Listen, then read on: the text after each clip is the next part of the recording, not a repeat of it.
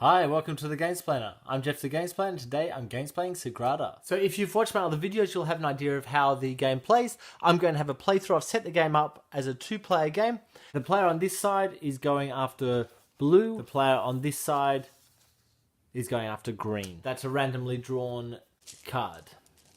This player has a difficulty level of 4, so he's got 4 tokens. This player has a difficulty level of 6, so he has 6 tokens to start with. These 3 cards that are available to them once per turn are the first one allows you to immediately draft a die straight away without having to wait. So if the first player wishes to take 2 dice out of the pile and thinks that the other player will take one, he can throw up 1 or 2 of his tokens to enable him to take an extra die and draft the second time. He won't get to draft a third time, however, off that. The middle one allows you to move a die around your window, but ignoring the color restrictions on those particular die. However, the number restrictions will remain in play, and the restrictions on placing colors next to colors and numbers next to numbers will also remain in play. And the third one allows you to select a die, but shift it to the other side. So remembering each die adds up to 7. So if you've rolled a 4 and you really desperately want a 3, which is on the other side, you could choose that. Okay, let's get started. This is player number 1. So he takes 5 dice, rolls them. Now remembering the very first thing that gets played must be placed against an edge. So he will place the number 6. This player, you'll place a 2 there and a 4 just there. Okay, it's back over to player number 1's turn, and number 1 will place a 5 red just there. This one then goes up to mark that turn 1 has happened. We move on to the next player. So this is now player 1. He will place that one there. Okay, it's over to this player. This player will place the 2 just there.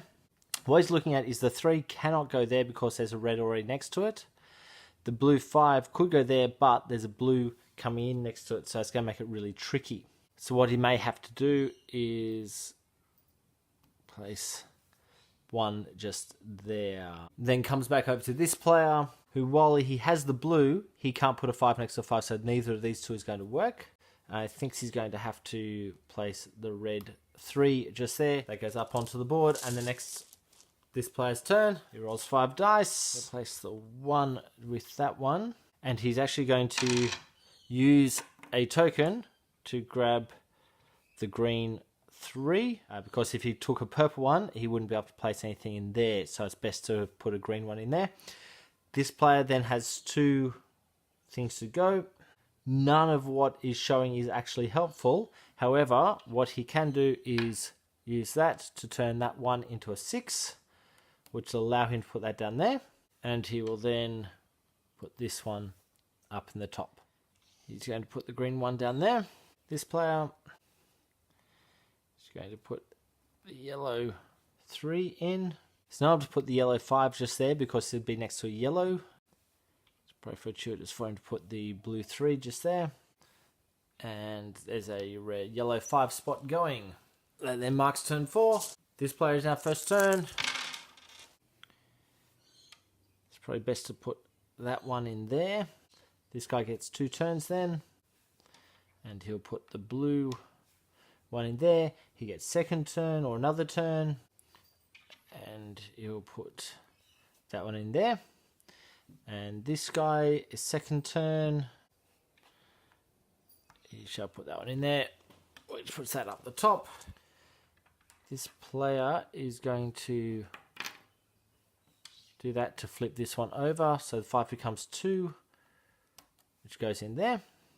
This player then places 2, and he'll put a 1 just there. And he'll also use that one to flip that 1 to a 6, putting that in there. Now anything could have gone into that space. The reason he did that is because he's looking at the outcomes this way to try and match with both of those cards. We come back to this player and he will do the same. Flip that 1 over to a 6. So a red 6 in that top corner. He'll put a 4 in there. This player gets to pick 2. He'll put a red in there, and he'll put the blue 5 in that spot. Then coming back here, the only line that doesn't already have a red is this second top one, but needs a 5, so that's no good. So what he's going to do, he's going to use that to move 1, and that allows him to put that one in there. That then marks that turn 7 has happened. This is player 1.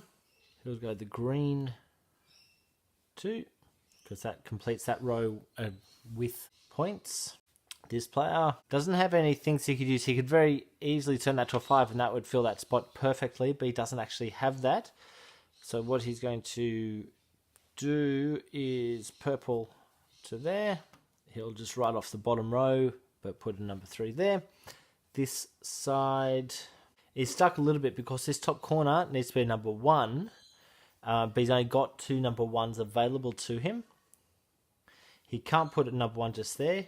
He could put a number 1 there, but that would stop that one. In fact, any of those 3 spots that aren't that one is going to stop that one. He's going to pass, which means that die just goes out. Okay, we've got to the end of the game. We now go to the scoring. So, the way this works is really cool. We take this board and dump the dice off, flip it over, and that's our scoring pad. We then use these 2 little markers to keep track of where we're up to. So, let's start on this side.